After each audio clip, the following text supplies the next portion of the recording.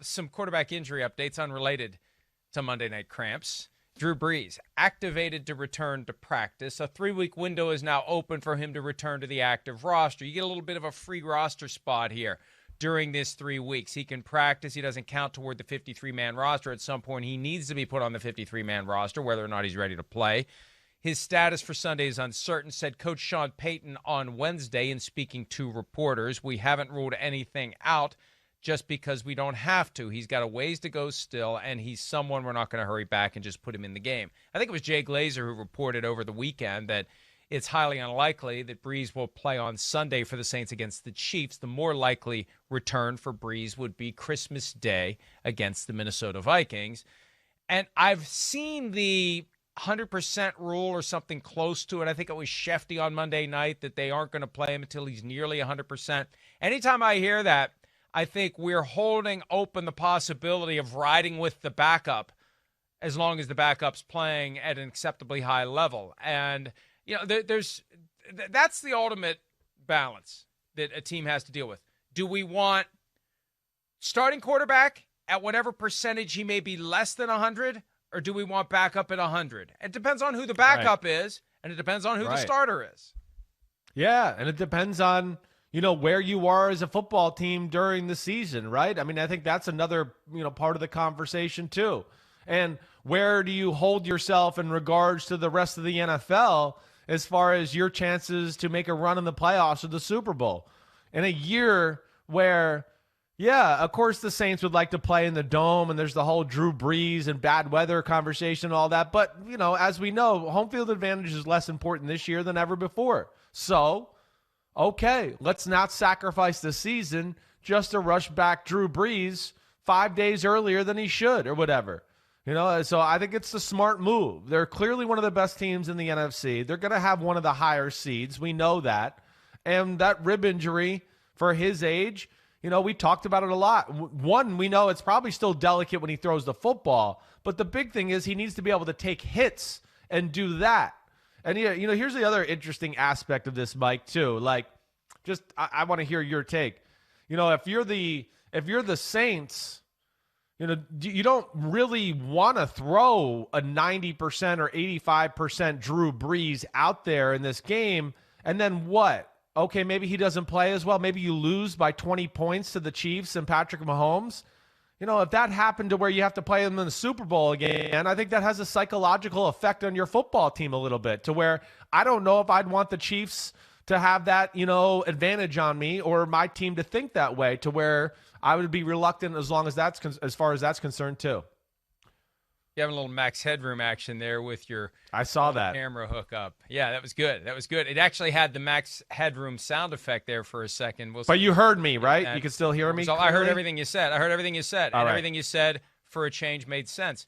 The idea that you don't want to put Brees out there if he's diminished. When we had Sean Payton on the PFT PM show last week, he said, look, you've got all that torquing, all those muscles in the rib cage when you try to turn to throw a football. There's going to be pain. There's going to be discomfort. And, you know, whether or not they have an appointment between Drew Brees and Dr. Needle, there are potential complications from that as well. So, yeah, you go with the guy who's healthy if he's playing well enough. And don't listen to this nonsense that just because he had one bad game, Taysom Hill doesn't have it.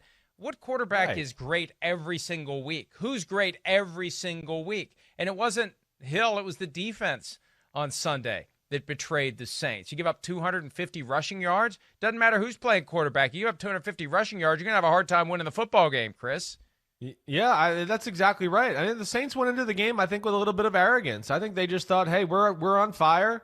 We're the Saints, and we're just going to beat you. We're not going to change up a whole lot of what we do. And it's just, you might know what we're going to do, and so what? And they you know, hit a team that, could physically match them that way. And hey, yeah, we talked about it a lot. The fact that there was no Jalen Hurts game plan, I still don't understand that. Definitely not. And, you know, you're totally right about the Taysom Hill thing too. In the first half of that football game, listen, it wasn't Taysom Hill that was the issue or anything like that. You know, the big issue was, I would say, is Sean Payton. They were a little too run-centric And then, of course, they missed a field goal and made some mistakes there, too, that hurt their football team. But when they came out in the second half and they kind of played pass first and played through the pass game, Taysom Hill played really well. You can't, the 4th and 1 fumble, okay, yeah, he made a mistake. There's people open. He should have hit Michael Thomas at the very least. It's not a perfect game. You're going to make mistakes. But, I think to your point is what I'm saying is it's not time to panic or go, oh, we got to get Drew in there because Taysom looks so bad we have no chance. No, that's not the case at all. And the question that I have when Drew is able to come back, how different will that offense look in comparison to what it was pre-injury? Will we see more Taysom Hill? We spent a large chunk of the early part of the season saying, why aren't they using this guy more? He was great in the playoff loss to the Vikings, and it just felt like they were using him sparingly. Maybe they won't with the season on the line as they get closer and closer to the playoffs. When they get into January, I think we'll see more of him, regardless of what Drew Brees' situation is. I just think it's smart to use your best players, and Hill is clearly one of their best players right now. Other quarterback news, let's swing up to New York, where the Giants will be playing the Browns on Sunday Night Football. Here's Daniel Jones, the starting quarterback, who has hamstring problem, ankle injury. He was asked yesterday if he's hurting the team by trying to play while he's injured. Would it ever enter your mind that with a sore hamstring, with a sore ankle, that going out there would hurt the team? And is that something you would consider? That's not a decision that's up to me. I don't make those decisions. My job is to prepare to play and do everything I can to be prepared. Yeah, look, it really isn't up to him. The coach says you're going to play, you're going to play. It's up to the coaching staff to decide whether or not it's hurting the team to have a guy out there who isn't 100% and whether or not it's hurting the guy to be out there if he's not 100%. I don't think that he was 100% by any stretch on Sunday against the Cardinals, and he emerges from the game with an ankle injury, possibly a product of playing when he had a bad hamstring. Yeah, definitely. He's being careful. He certainly wasn't running like we, usually see him run with the football last week. I think there was definitely a conscious effort to not move him in the pocket, and also for the quick passing game last week, because I think they didn't want him to, hold the ball too long and then have to run and move the pocket and do those type of things as well. Some point in the game, he obviously aggravated it too. So it's the hamstring that. And listen, the coach makes a decision, but it is on the player to a degree to let him know, like, where you're at realistically. You don't want to go into the game and just play and, okay, I want to play for my own personal, I want to play because I don't want the backup to get in the football game and have him have success and maybe they win without me and do all that. Okay, I know that's tough as a starting quarterback, but you also don't want to go in the game where, okay, I can't function and I'm hurting the football team. When it gets to that point, you do have to be realistic with the coach and have a man's-to-man conversation there just to let him know. I think that's very real, all right? So I do think it's on him a little more than he's trying to let on to. And one last thing, Mike. His running is such a big part of this offense. They need him. Especially against Cleveland. We saw their run defense is not good. Daniel Jones is second on the Giants in rushing behind Wayne Gallman. That's a big part of what they do to help their offense out. They're not that explosive. So to not have that really hinders their chance to pull off an upset or beat the Cleveland Browns. Colt McCoy didn't have a huge game statistically when the Giants went to Seattle and beat the Seahawks, and this is the same analysis we talked about earlier. Do you take Daniel Jones at less than 100% or Colt McCoy at 100%? The Giants clearly made the strategic decision against the Cardinals to go with a diminished Jones over a healthy McCoy, and we'll see if they make that decision on Sunday night when the Giants host the Browns. A huge game for the Giants. They now have to make up a game against Washington down the stretch, or they will not make it to the playoffs. And for a while, it was just starting to feel like it was destined that Joe Judge would take the Giants to the playoffs in his first season with the team.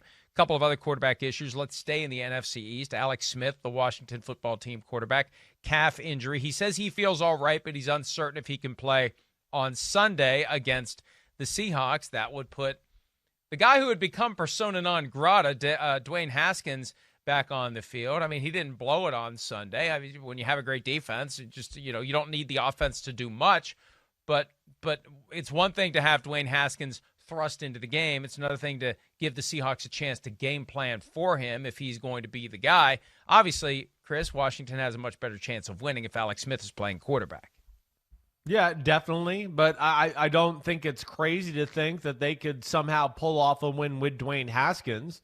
Now, Dwayne Haskins, yeah, he's not going to be able to manage the football game. He's going to have to really play a conservative type of football and not be, a young stud and try to show everybody he's got a big right arm and he can fit in a ball in between, Jamal Adams and Bobby Wagner down the middle. You got to realize what your team is. He did look comfortable last week. I'll give him that. Guys on the team seemed to be happy for him that he was playing in the game. And, he seemed like he knew where he wanted to go with the ball. They're going to have to manage him a little bit, certainly. But, it lessens their chances of me thinking Washington can pull off a win there if Alex Smith is not in the football game. Lions quarterback Matthew Stafford on the injury report with a rib, which I guess means only one because with Breeze it was ribs, and we eventually found out reportedly it's 11. Still, that one is enough to keep Matthew Stafford out of practice. He's got a lingering right thumb problem. He's not ruling himself out for Sunday at Tennessee. The Lions playing out the string here, but Stafford trying to put some film together that may get someone else interested potentially if it's not in the cards for him to stay in Detroit. That's just one of the many questions that needs to be resolved. But, you want to finish strong, whether to impress the new coaching staff if you do want to stay or to get yourself higher on the list of quarterbacks that another team may be thinking about bringing in. He could be an equivalent to a Phillip Rivers, a Tom Brady, a guy who leaves the place he's been for a long time, and it's been a very long time in Detroit, and goes somewhere else next year. Yeah, except, he's closer to his prime of his career than those guys are, at least. That's where it could be interesting. And I think there's a number of teams that kind of quietly have Matthew Stafford on their radar for the chances or the circumstances that you mentioned that he's not there with the Lions. And I think there's a very real possibility that marriage ends, certainly.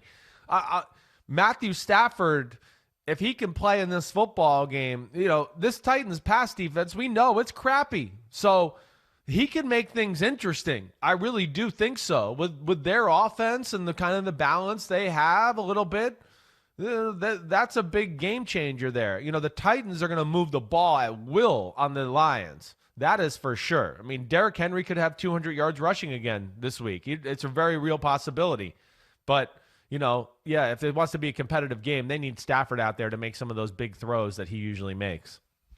I just don't think Stafford's ever gotten the highest level of coaching that he needs to get the most out of him, given his unique traits. He's not the prototypical sheriff. He's not the natural born leader. He's almost more of an Eli Manning than a Peyton Manning. And I think what you need is a locker room and an organization where the leadership comes from other places, and he's just asked to go out and throw the football. I think that's all he wants to do, and that's fine. I've always sensed that about Matthew Stafford, and I've always sensed he hasn't gotten that right button pressing, the right motivation, the right coaching, the right guidance to be the absolute best he can be. He's still been pretty damn good, but I'm talking about winning. I just feel like it hasn't fallen together for him, and there's got to be a coach out there thinking, if I get him in here in my organization with my locker room, with my coaching staff, with my players, he's going to be even better. Oh yeah, Chris, I know. Yeah, now he's back. I'm back. You hear me now? Yep, I know. I got you. You cut out on me just a little bit, but I heard most of that. And I mean, Mike, you're spot on. I only heard what you said in the beginning and the end, but either way, I think you're spot on there. Again, it's not always we put quarterbacks on a pedestal where we expect them to be the culture of the football team sometimes. And that's very rare that really happens. It's very rare. And in fact, I would say with most of the great quarterbacks of all time, the ones we really hold in the pantheon, the Super Bowl quarterbacks, that was never expected of them. Terry Bradshaw, it was about the defense, and Chuck Noll. I mean, the 49ers, it was Bill Walsh set the culture there. We know that. Certainly. And of course, with Tom Brady and the Patriots is the same way too. But at times, I feel like we give those guys credit for all that. And I want to go, no, if you put Matthew Stafford in some of those situations, his career would look a whole lot different. He hasn't had crap-ola around him his whole career. I mean, the 100-yard rushers didn't happen the first 9 years of his career. He did have all Calvin those Johnson. Defense stink. Okay, he had Calvin Johnson. Whoopity-doo for the first 4 or 5 years. That's all he had, though. I mean, it was nothing else. Crappy O-line, no run game, no defense. Matt Stafford, keep them close. Win some games with magic. They should really be 3-13, but now they're 7-9 and missed the playoffs, and everybody blames Matt Stafford when it's really like, no, the only reason they were competitive was because of Matt Stafford and Calvin Johnson, and that's where I think the conversation goes wrong, at least in my eyes. We've never seen a situation like this where a quarterback stayed for so long with one team without achieving a truly high degree of success. He has a 5,000-yard season or two, or close to a second one, I think, but not the postseason success. The idea that he could pivot to another team and find that success elsewhere, fascinating possibility. And there will be a coach out there secretly plotting for a bright future with Matthew Stafford. Hi, I'm Mike Tirico, and thanks for watching. Make sure to hit subscribe for the latest news and highlights from NBC Sports.